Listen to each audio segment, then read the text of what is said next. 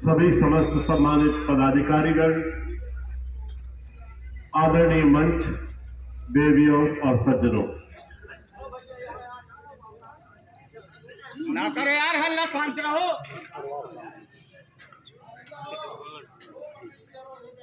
ये बहुत घरेलू और अनौपचारिक छोटी सी कार्यकर्ताओं की बैठक ऑफिस के उद्घाटन के अवसर पर हम लोगों ने यहां आयोजित की है।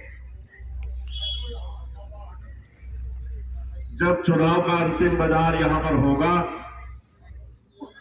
उस समय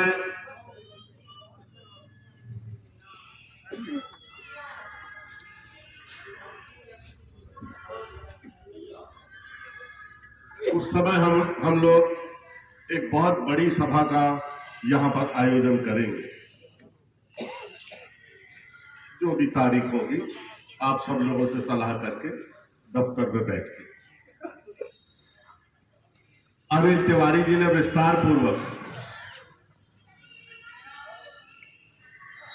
क्या हालत है यहां, उस पर चर्चा कर दी है।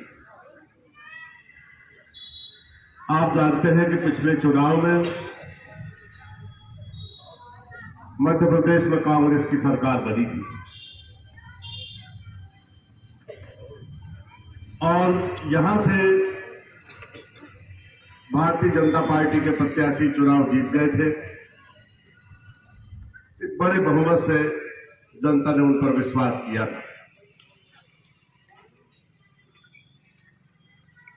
सरकार बनी और पवई का प्रतिनिधित्व उस सरकार में नहीं हो पाया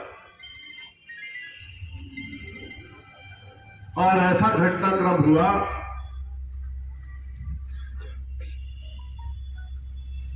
कि कांग्रेस की सरकार को धनबल और छल के द्वारा लोकतंत्र की हत्या करते हुए सरकार को गिरा दिया गया। मुझे महाभारत की एक कहानी याद है।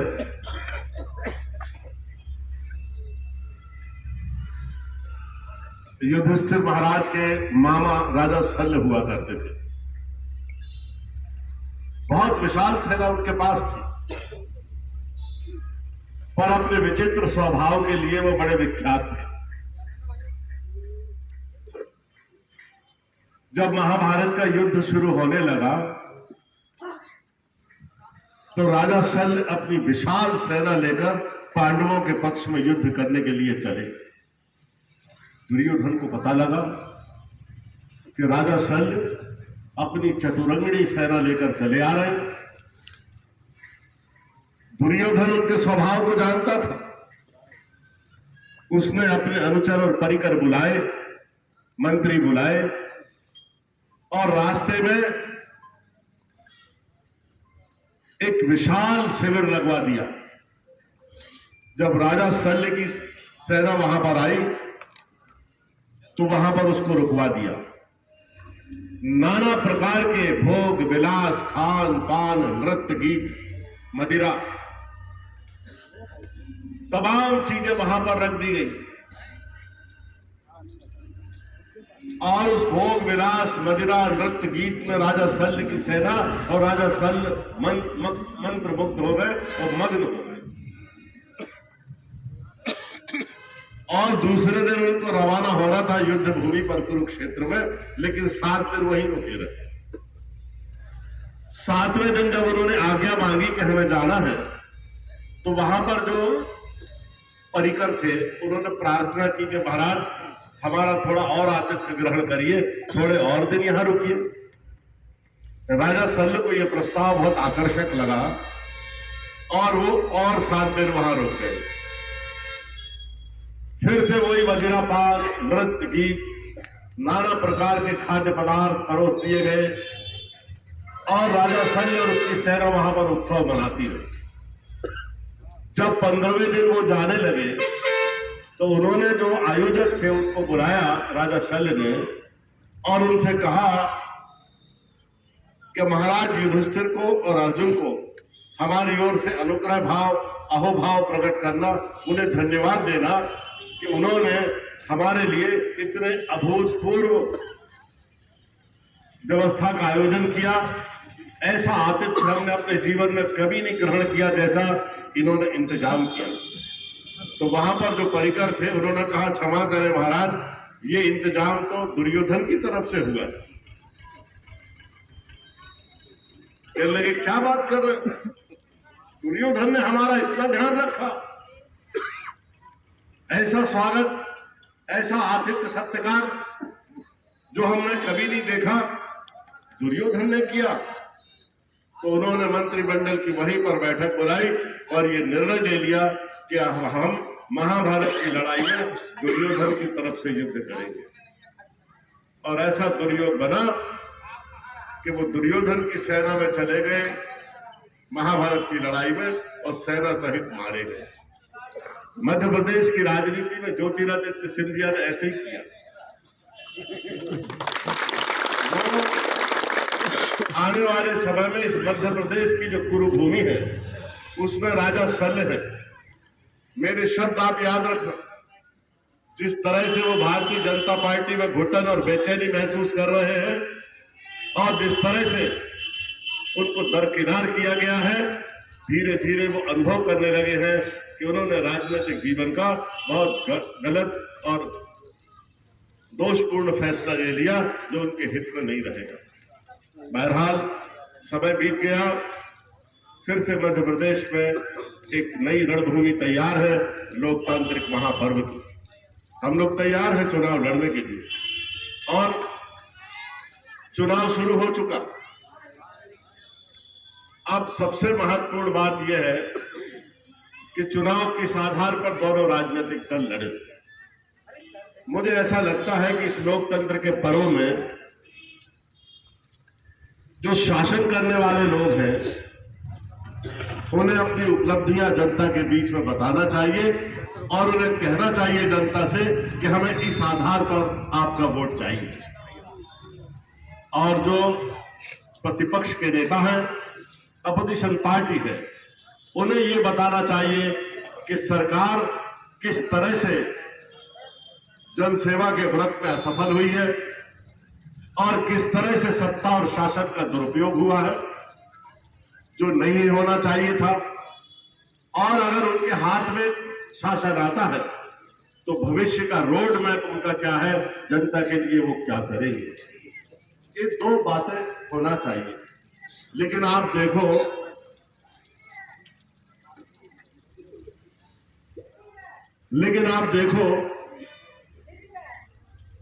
कि जो पिछला चुनाव जीते थे भारतीय जनता पार्टी के विधायक, वो अब जनता के बीच में जाकर उनका मुख्य चुनाव का मुद्दा क्या है जानते हैं आप? वो कह रहे हैं, भैया हमने कोई को अच्छा नहीं करो तो बुरा भी नहीं। ये आज बीजेपी का चुनाव का मुख्य मुद्दा है, ये नैरेटिव है बीजेपी का।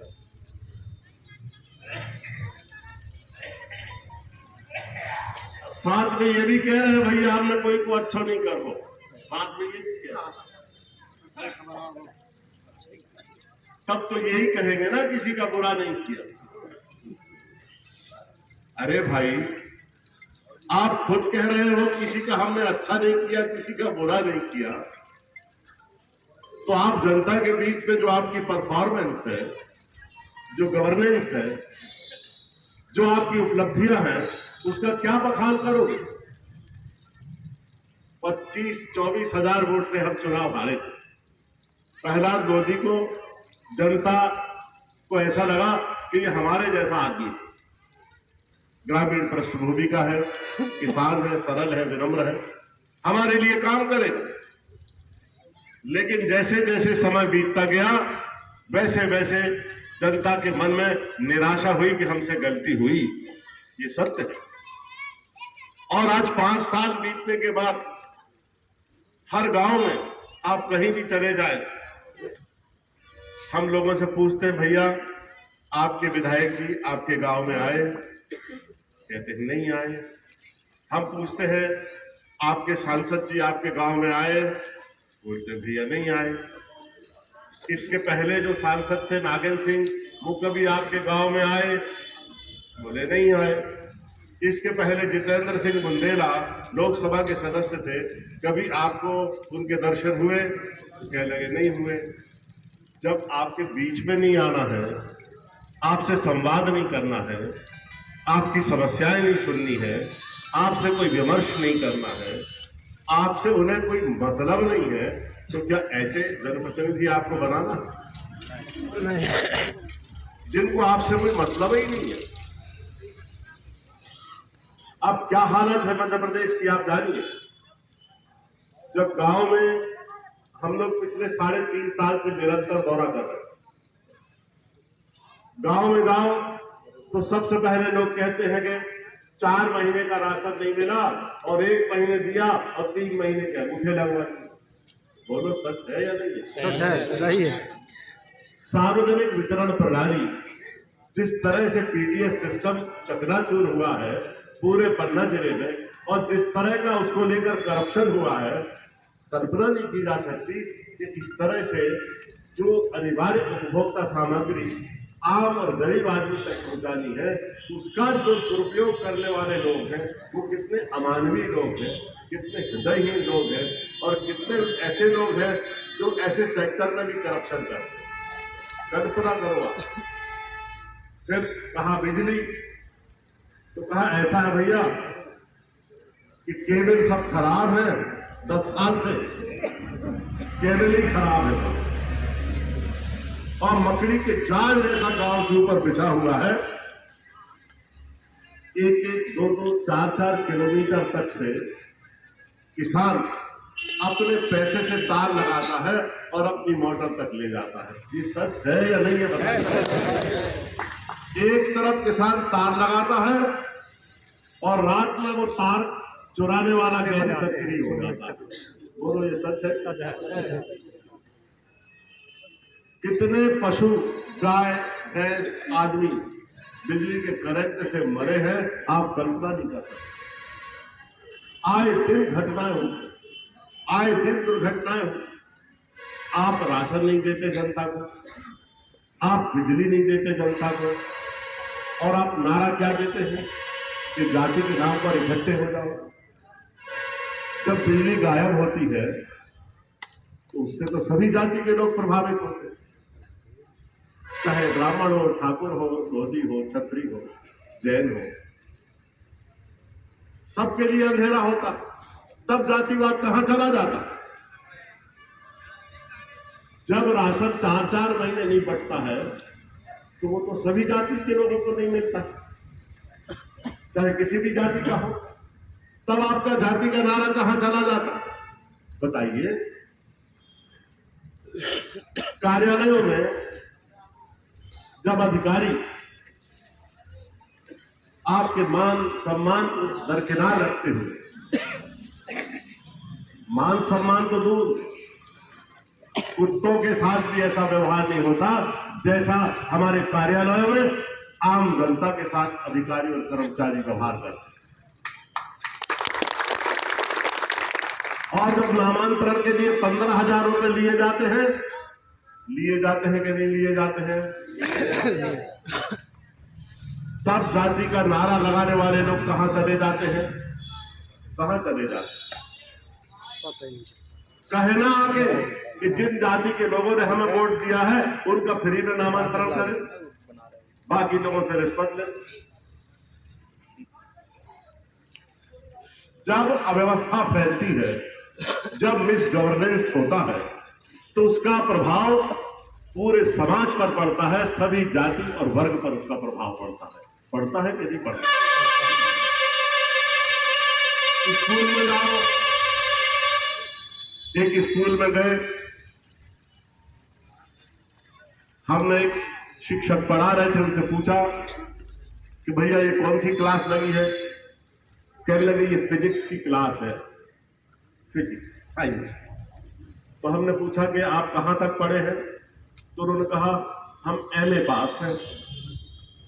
तो हमें लगा इन्होंने बीएससी किया होगा, तो हमने कहा बीएससी का ऐसे किया? कहते कि हमने बीएससी नहीं किया, हम तो बीए पास हैं। हमने कहा तुमने कभी फिजिक्स पढ़ी है? स्कूल में कहने लगे स्कूल में भी साइंस हमारा सब्जेक्ट नहीं था। जिनने अपनी जिंदगी में कभी फिजिक्स नहीं पढ़ी, ये बीजेपी के राज में फिजिक्स पढ़ा। तो हमने पूछा क्या पढ़ा रहे हो? कहने लगे कुंजी बाजार से ले आए हैं, तो उसको देख देख के लिखवा देते हो। चलिए धन्य है ये शिक्षा व्यवस्था।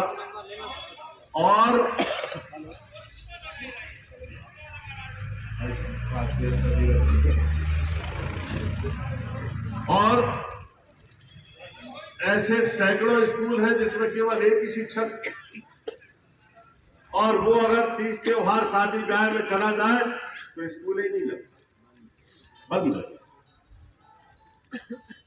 क्या आप चाहते हैं कि आपके विधानसभा क्षेत्र में आपके बच्चों के साथ, जो इस देश के निर्माता हैं, भविष्य के शिल्पकार हैं, आपके बच्चों के साथ इस तरह का मजाक कोई करे? ये कितनी गंभीर बात है। आप जरा विचार करके देखिए, पूरी एक जनरेशन को बर्बाद किया जा रहा है और यहाँ गांव में कोई प्रतिरोध नहीं करता, गांव में कोई बोलता नहीं कि स्कूल क्यों नहीं खुला,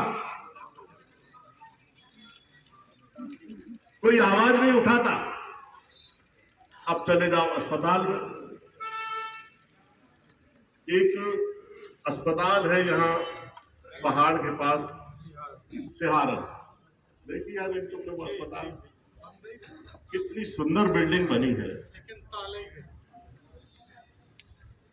करीब करीब 12 साल से उसमें ताला लगा। मैंने विधानसभा प्रश्न उठाया, अपोजिशन के एमएलए का जो अधिकार होता है मैंने उसका उपयोग किया। जवाब आया कि जल्दी वहां व्यवस्था की जा रही है। हर साल प्रश्न उठाया मैंने, हर साल वही उत्तर सरकार ने रिपीट किया। लेकिन आज भी जाकर देखिए, कितनी सुंदर बिल्डिंग हॉस्पिटल की बंद पड़ी हुई, उसमें ताला लगा। आप इस तरह की चिकित्सा सुविधाओं वाली सरकार चाहते हैं क्या? बताइए। नहीं। आप मोहंद्रा का अस्पताल देख लीजिए, किसी ने बताया किसी को चोट लग गई तो टांगे लगाने के लिए सुई धागा नहीं,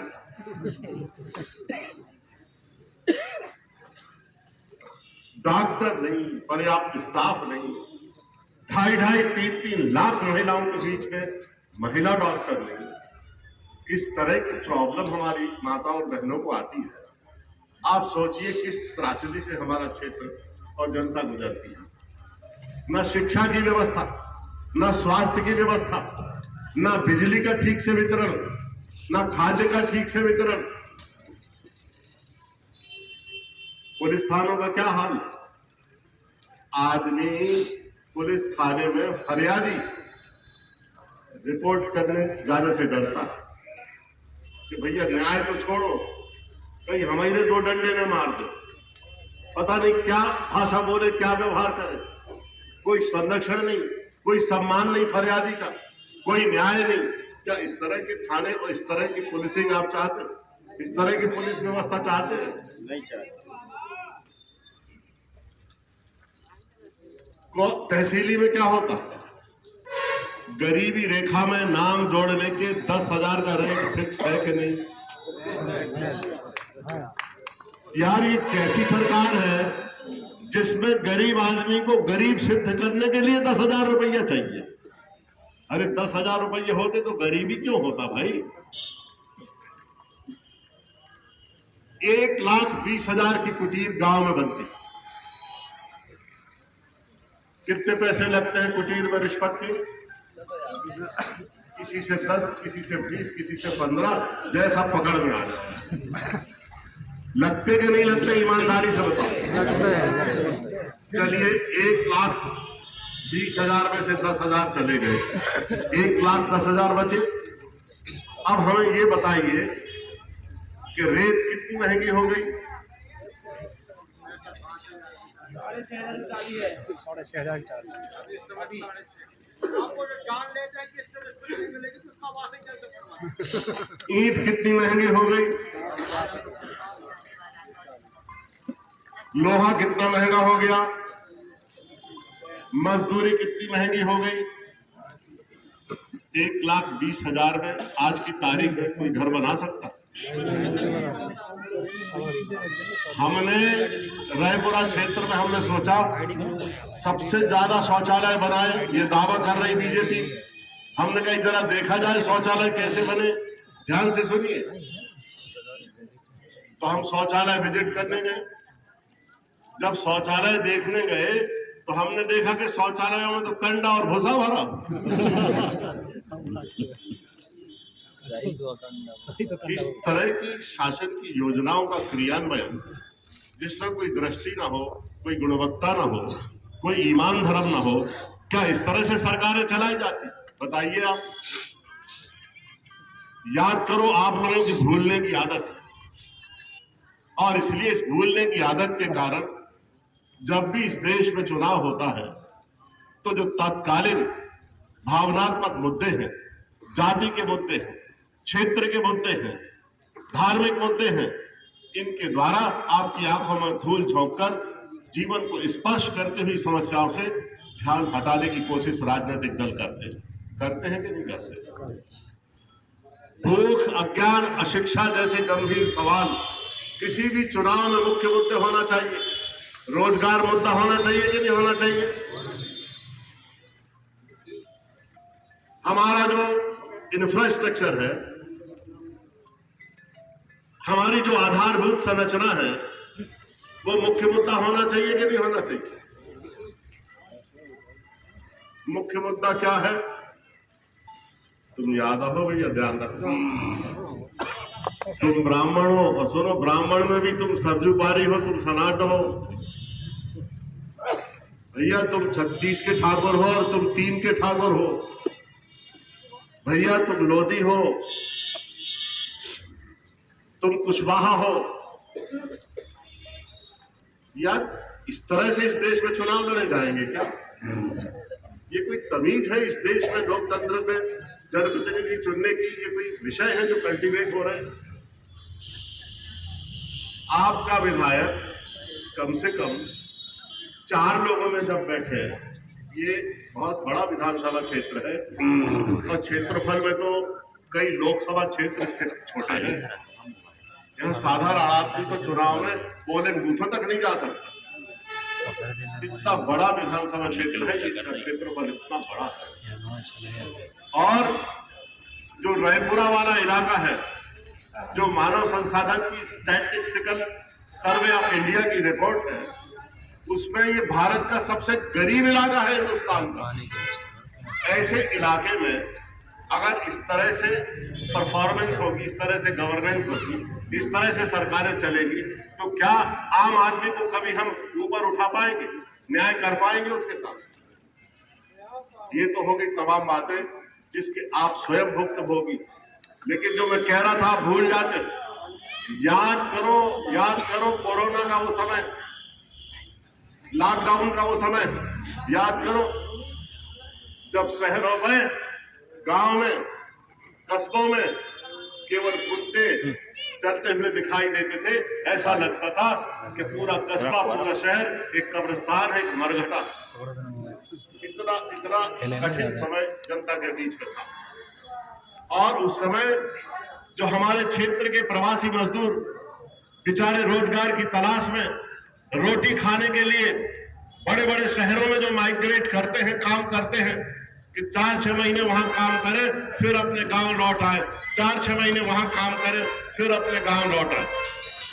ऐसे हजारों मजदूर बुंदेलखंड के जो हरियाणा में, दिल्ली में, बड़े बड़े शहरों में थे, अचानक उनको बिना बताए, बिना किसी योजना के लॉकडाउन कर दिया। और जब लॉकडाउन हुआ तो जिस औद्योगिक संगठनों में वो काम कर रहे थे, जहां वो मजदूरी कर रहे थे, जब संस्थाएं बंद हुई तो उन्होंने कहा कि हम आपकी जिम्मेदारी नहीं लेते, आपको जहां जाना होता। आदमी क्या करे? अपने घर जाने का कोई साधन नहीं, खाने पीने का कोई साधन नहीं। शिविर लगाए गए, शिविरों में कुत्तों की तरह खाना दिया गया। पुलिस वहां लाठीचार्ज करती थी, एक दरी डाल दी वहां के, यहां पड़े रहो। लोग 7-7, 8-8 दिन उन शिविरों में अपमानजनक जीवन बिताते रहे, कष्ट उठाते रहे। अंत में उन्होंने तय किया कि इतने अपमानजनक जीवन से तो अच्छा है कि हम पैदल अपने गांव चल पड़े। हजारों मजदूर चिलचिलाती धूप में, आपने देखा अप्रैल और मई का समय था, आपने पैरों में छाले देखे, जो लोग अपने घरों को लौट रहे थे उनके पैरों में, अगर वो आपकी आंखों के स्मरण में, स्मृति पटल में दोबारा आप उनको रिकलेक्ट करिए और याद करिए वो छाले पैरों में गरीबों के, तो आप इस सरकार को कभी माफ नहीं करेंगे। एक चीज और बता दूं यहां बैठे लोगों को, 12,000 ट्रेन प्रतिदिन भारत में चलती, 12,000 ट्रेन, और 2,40,00,000 यात्री प्रतिदिन भारत में ट्रेन में यात्रा करता है। 2,40,00,000। क्या इस देश का प्रधानमंत्री जो कहता है कि मैं एक गरीब परिवार से आकर प्रधानमंत्री बना हूं, क्या उसके पास इतना भी हृदय नहीं है? क्या वो इतना भी संवेदनशील नहीं है कि 12,000 ट्रेन 2 दिन के लिए गरीब प्रवासियों के लिए फ्री में चला देता? खड़ी रही ट्रेनें, लेकिन ऐसी हृदयहीन सरकार कि उसने वो ट्रेन नहीं चलाई, और बेचारे मजदूर जब चले तो रास्ते में कोरोना के डर से कोई उन्हें अपने पास रुकाता नहीं, कोई ज्यादा उनके पास नहीं जाता। कैसे वो पानी पीते, कैसे खाना खाते, महिलाएं छोटे छोटे बच्चों को पीठ पे लादे हुए अपना सामान हाथ से घसीट रही है थैले, और 500, 800 किलोमीटर पैदल चलकर अपने घर लौटे। और जब घर लौटे तो गांव में सरकार के लोगों ने कहा पहले स्कूल में पढ़े रहो, क्वारंटाइन हो जाओ। गांव के बाहर उनको रुकवा दिया। अब वो पेड़ पे चढ़ के अपना घर देख रहे हैं। ऐसी अव्यवस्था अस्पतालों में, ऑक्सीजन नहीं, हॉस्पिटल में इंजेक्शन नहीं। एक हल्ला मचा कि एक इंजेक्शन है रेमडेसिविर जो जान बचा सकता है। ये डॉक्टर नीबाई बैठी, कितना है उसका प्राइस, बेस प्राइस लगभग 2500-2600। 5-5 लाख में बिके हुए इंजेक्शन, 3-3 लाख में जान बचाना है। जिसके पास जो पैसे दे वो इंजेक्शन, और वो इंजेक्शन 15 दिन में नकली इंजेक्शन लगाने वाले लोग खड़े हो गए। और पूरा WHO चिल्ला रहा है, देश के प्रमुख डॉक्टर चिल्ला रहे हैं कि रेमडेसिविर लगाने से कोई ज्यादा फायदा नहीं होगा। डॉक्टरों ने प्रतिरोधात्मक क्षमता बढ़ाने के इंजेक्शन लगाए, रेमडेसिविर लगाए, तो पूरे रोगी जो भर्ती थे उनके खून में थक्के बन गए। और जब वो हॉस्पिटल से निकले तो किसी को 4 महीने बाद हार्ट अटैक हुआ, किसी को 6 महीने बाद हार्ट अटैक हुआ। आज तक उस इलाज का रेपरकेशन पूरे शरीर पर लोगों के हो रहा है। और आज भी हार्ट अटैक से देहातों में जो अस्पताल में भर्ती मरीज थे वो आज भी मरे। आप भूल जाओगे ये सब चीजें कि ये याद रखोगे कि ब्राह्मण, ठाकुर, लोधी, छत्री, यादव, क्या याद रखोगे? कोरोना टाइम किया 18 साल हो गए इस सरकार को। आपको परिवर्तन करना चाहिए। हमारी शास्त्रों में कहा है, ऋषि परंपरा कहती है कि एक युग में 12 साल में तो पत्थरों की आकृतियां बदल जाती, जो जड़ आप तो चैतन्य लोग, आपके पास बुद्धि और विवेक। जब पत्थरों के आकार 12 साल में बदलते हैं तो 18 साल में ये सरकार आप क्यों नहीं बदले? इसकी कोई उपलब्धि नहीं, काम नहीं किया जनता के बीच में। इसलिए मेरी विनम्र प्रार्थना है कि ये परिवर्तन का दौर है, आप परिवर्तन करिए। परिवर्तन करेंगे तो सरकारें और राजनीतिक दल और नेता जागेंगे, और ये जब जागेंगे तो इनको चिंता रहेगी कि अगर हमने ठीक से काम नहीं किया तो हमारे साथ भी जनता ऐसे ही व्यवहार करेगी जैसा इनके साथ कर रही है। मैं आपको धन्यवाद देता हूं। चालू हो गया। मैं कांग्रेस के सभी नेताओं को धन्यवाद देता हूं। आप देखो, हम लोग टिकट की स्पर्धा में थे, सभी नेता टिकट मांग रहे थे, हम में वैचारिक अंतर था, हम अपने अपने प्रयास कर रहे थे। लेकिन जैसे ही टिकट कांग्रेस की बटी, सारी कांग्रेस पार्टी के नेता एकजुट होकर आपके सामने यहाँ पर बैठे हुए। और जब भी इस देश में जहां कांग्रेस एकजुट होती है, तब कांग्रेस को कोई हरा नहीं सकता। आज पूरी कांग्रेस का एक सुर है, हम लोग एक प्लेटफॉर्म पर हैं। मैं कार्यकर्ताओं को विश्वास दिलाता हूं कि मेरी तरफ से किसी भी प्रकार की क्षति किसी को नहीं पहुंचाई जाएगी। कोई गलतफहमी अपने मन में ना पाले, चाहे मेरा विरोध किया हो, चाहे मेरा पक्ष किया हो। दूसरी बात, पूरे कार्यकर्ता गांव में ये संदेश लेकर जाए कि मैं कभी गांव के झगड़ों से मेरा कोई लेना देना नहीं, कोई मतलब नहीं। हर गांव में गुटबाजी होती है, हर गांव में लोग होते हैं। हम जाते हैं जीप लेके, एक नेता गाड़ी में बैठ गया, दूसरे गुट के लोग कहते हैं अब बे घूम रहे संज्ञा बोने से ले लो। अरे यार, हमें क्या पता कौन बैठ गया, क्यों बैठ गया। हमको तो लगता है आ जाओ भैया, मदद करने आ जाओ, कोई भी बैठ जाओ हमारी गाड़ी में। हमारा ये थोड़ी ध्येय है कि दूसरे की हमें उपेक्षा करना। ये छोटी छोटी बातें चुनाव के मुद्दे नहीं होना चाहिए। और अंतिम बात मैं ये कहता हूं, विश्वास रखिए, राजनीति में एक उत्प्रेरक समूह लगता है, राजनीति में एक संगठन लगता है, राजनीति में सहयोगी नेता और कार्यकर्ता लगते हैं। उनका सम्मान तो हमें करना ही है, लेकिन न्याय और अन्याय की जब बात आएगी, संपर्क और संवाद और विमर्श की जब बात आएगी, सुनने की जब बात आएगी, तो विश्वास रखिए जनता और मेरे बीच में कोई नहीं है, कोई भी सीधे मुझसे बात कर सकता है।